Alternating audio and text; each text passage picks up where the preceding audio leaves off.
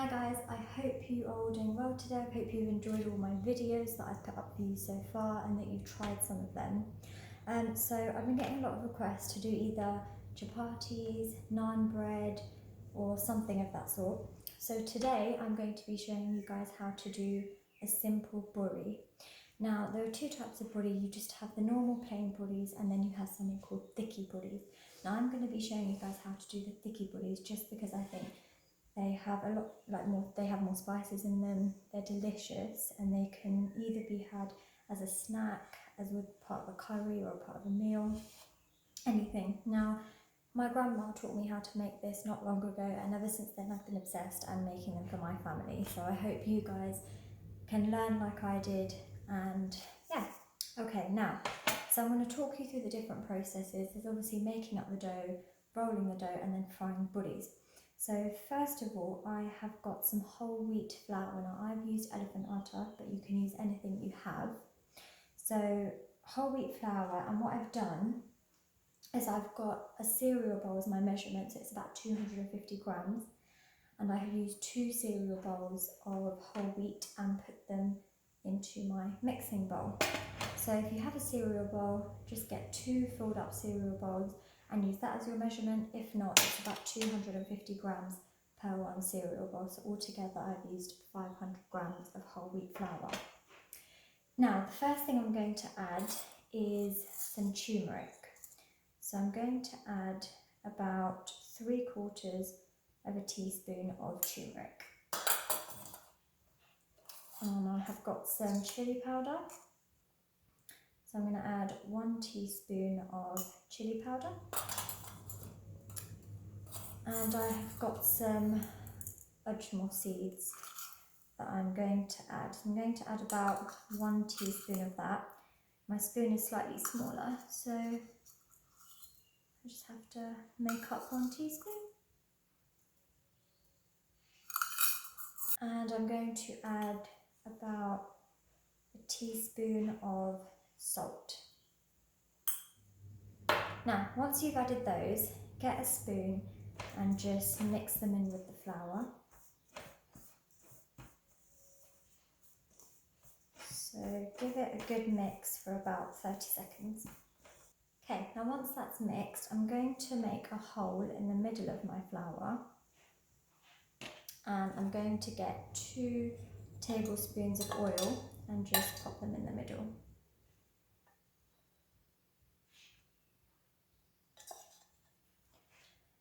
Okay, now to make the dough, we're going to be using our hands. So I'd say go wash your hands and then we'll get ready to make the dough. Okay, so my hands are washed. Now, what I have got in a jug is some water. Now, it's about lukewarm, so it's not too hot and it's not cold. Now, when making the dough, the best way to do it is to add little bits amount of water and add it as you go, just because if you add too much, then it will just become too sticky and the dough will be completely ruined. So I have filled it up to about 850 mils. Not saying I'm going to use that much, but it's just so I can give you guys a rough measurement of how much you'll need in total. So I'm going to use one hand to mix the dough and one hand to add the water. So what I'm going to do first is I'm going to mix in the oil. So you want to do this slowly and carefully, just because the flour can go everywhere if not. So I'd say mix it in with the oil for about a minute. It will stick to the bottom of the bowl, so just use your fingers to remove anything that's stuck. Okay. Just make sure the oil is mixed in with as much dough as you can. Okay, and just make sure the oil is nicely mixed in, like I said, for about a minute. Now, if you spill some flour, it's okay, because I have done and it's pretty hard not to. Okay, so now we are going to add in the water. So a little bit at a time. You don't want to add too much. Like I said, one big mistake that can happen is if you keep adding and you don't mix it enough in between adding it, before you know it, there'll just be too much water, and when you have actually mixed it in properly, it will just become too sticky. That's why it's always best to add it in a little bit at a time. Okay. Now, what you need to do is when you mix it, you need to use your hands and use your palms to start forming the dough. So really use all the flour that's stuck to the sides to start forming a nice dough.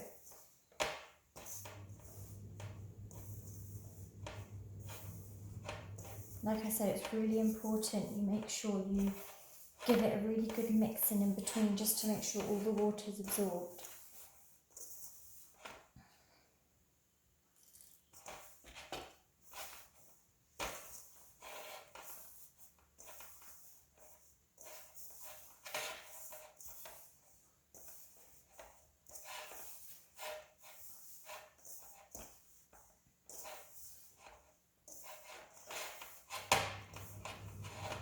So usually what I do is when I'm cooking, I'll pause it in between stages where, you know, something needs a good 10-15 minutes to cook.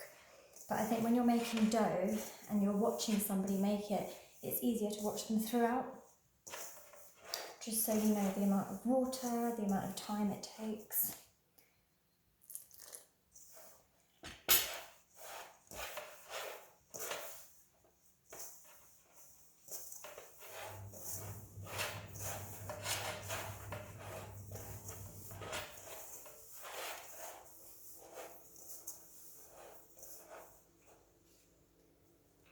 So it is quite a tiring job, but you know, you just have to be patient and persevere, and that way you will get really good results.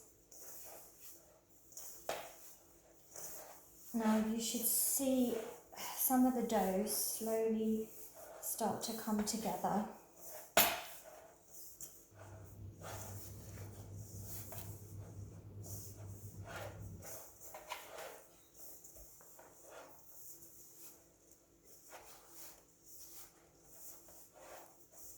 So like I said, you know, you do need to be patient when doing this. It can take a bit of time.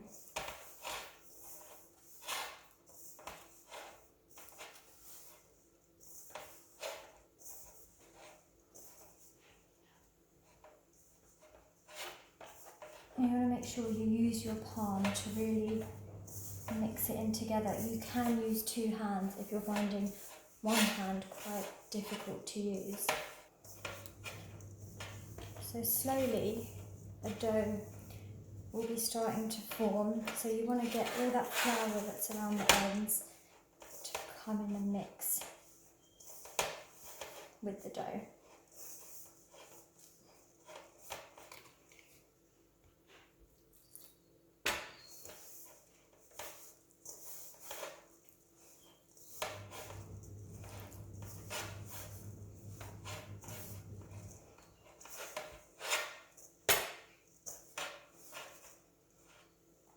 Okay, now at this point, two hands come in handy just because a lot of the dough will be stuck onto this hand. So just remove it off.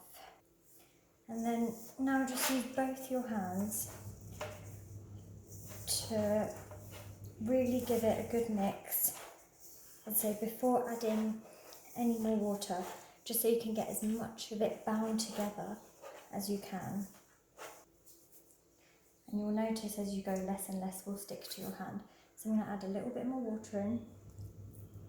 As you can see, it is messy, so don't worry about that.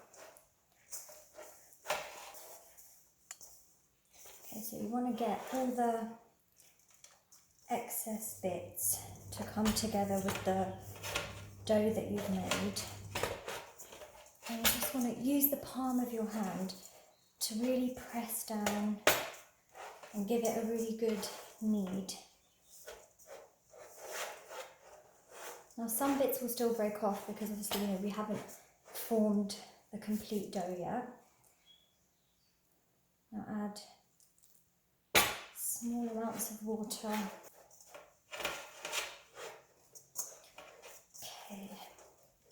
You'll be happy to know we're nearly there. Okay, now at this point, what I'm going to do is I'm going to hold one hand to my bowl and use the other hand to just knead the dough together. So your dough is starting to form. It should be starting to form really nicely now. It will be quite hard because you don't want too much of a soft dough. So I'm nearly there. Add a tiny amount of water.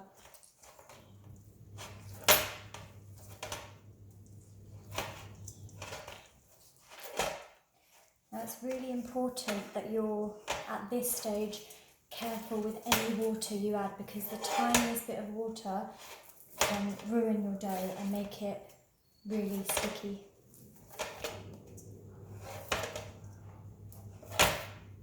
Okay. Now at this point you want to use your palm to push in.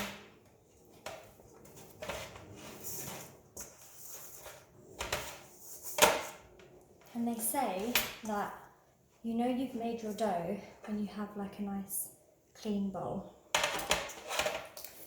So for about 30 seconds, I'd say,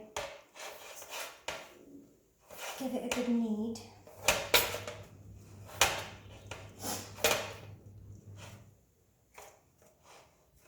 Now, if you need to, dip your hands in the water and just the bits that haven't mixed in or a bit cracked, you can just use that tiny bit of water on your hands to bring it together.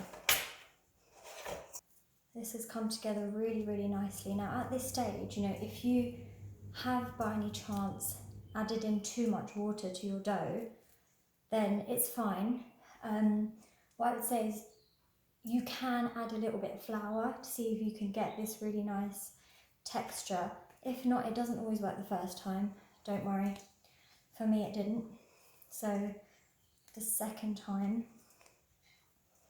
will be great. Okay, so there is your dough. Now what we're going to do is, to test the dough, you should be able to put a dent in it. That means it's not too soft and not too hard. Okay, so what I've done now is my dough is in here, and I'm just going to cover it with a plate for about 10 minutes just to let it set and so it doesn't dry out.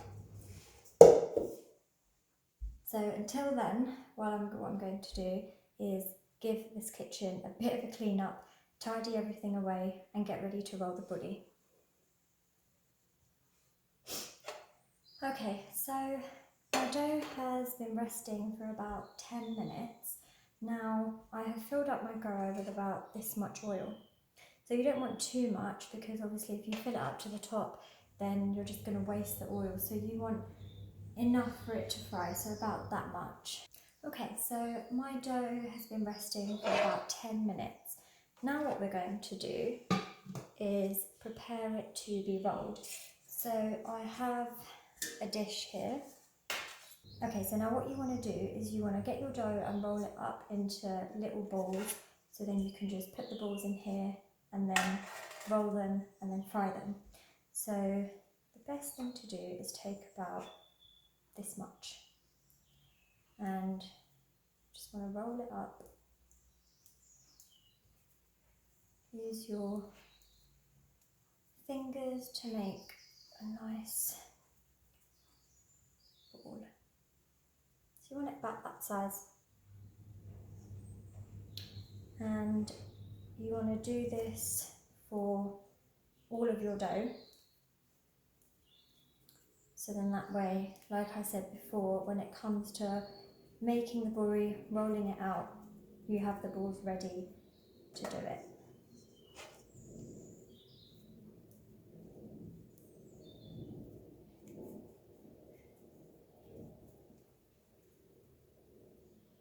Okay, so yeah, like I said, about that size, and then just pop them into a dish as you've done them. Okay, so now it is time to roll out the buri so we can fry them. Now, if you're thinking, okay, I have no idea how to make a perfect circle, it's fine. You don't need to.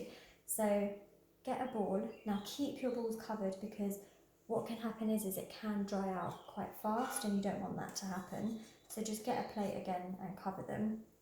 Now press it to make it into a small circle and pop it down. Now what you want to do is you want to roll it out, turn it. Just roll it out, don't go in circular motions. Just roll it out slowly and turn it. Now this can take time, take as much time as you need. This is just the easier way. You don't want to roll it round and round like you make a chapati. You just want to make sure that all the dough is even, and you want to roll and turn as you go.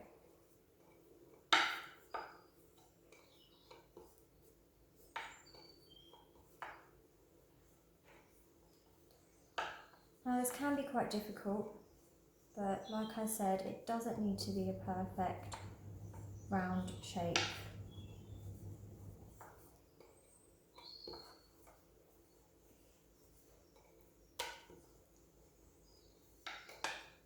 You just want to keep turning as you go.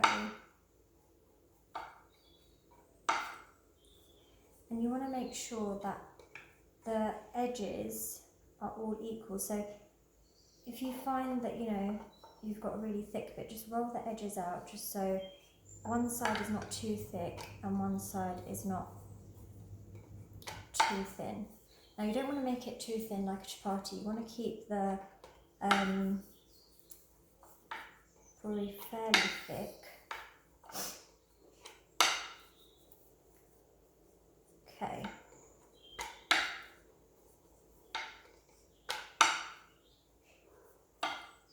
Okay, so as you can see, you've got about that thickness.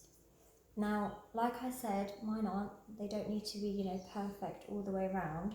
What I would advise you to do now is, like I said before, say for example, you know, if this side is really, really thick and you've got a thin bit here, just roll out all the sides that are quite thick.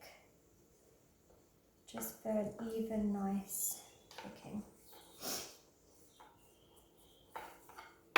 Now, so what we're going to do is, the oil has been heating up, so it should be really nice and hot for you to pop your puri in and for it to cook really nicely. Okay, so the oil has been heating up, so what I'm going to do is I'm going to make sure it's on a medium heat, and I have got a dish here with a tissue, so when my puri's fried, I'm going to put the puri on here and the tissue will just absorb any excess oil that you have. Now the best way to test it is to grab or rip a little bit of the mixture off and pop it in the oil and see if it fries and rises up. So as you can see, it's risen up, which means that the oil is done and it's ready. So I'm going to take that little bit out and just pop it on the side.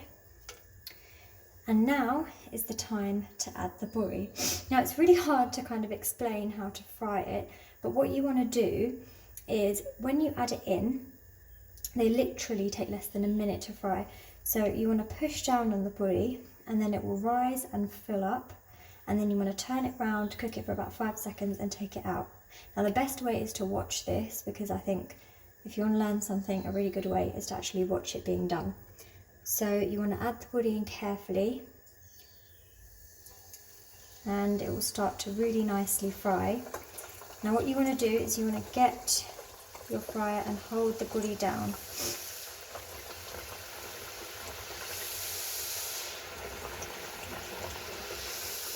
And you will see it really nicely start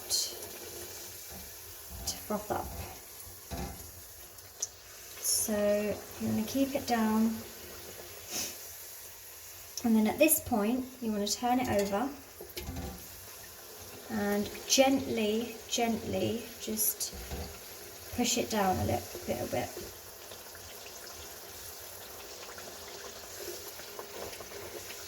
And that is your puri done.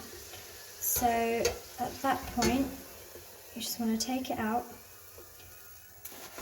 and pop it on the tissue. And there you have a really nice buddy. Now, what happens is as I've advised you to do it one at a time, you want to put your oil on a low heat just while you roll the other one, because obviously if you keep it high, you don't want the oil to cook too much. So keep your gas on, keep it on a low heat, and then get ready to roll the other one. As I said, with the brie that I cooked, if it doesn't, you know, rise up like you want it to and really puff up, then it's completely fine. It just means that when you've cooked it, one side when you rolled it has been thicker than the other. So when you're frying it, you know, if it doesn't give you that really nice puffed up texture, and just keep going with your buddies. If they do, you know, only half puff up or only some of it puffs up, it's completely fine. They will still taste great, taste the same, taste amazing. It just means, as I said, when you're rolling it, you want to make sure that the buddy is the same kind of thickness all the way throughout, which will come within practice, and it will come as you keep rolling it. So there you guys have it. I will put a picture of the end product of all the buddies up after. Now, as I said, you can have this as a snack, you can have it as, you know, alongside a curry, lunchtime, take it to work. It's great with tea, masala tea. It's just quick and easy to make. And as I said, you know, your buddies don't have to be perfect.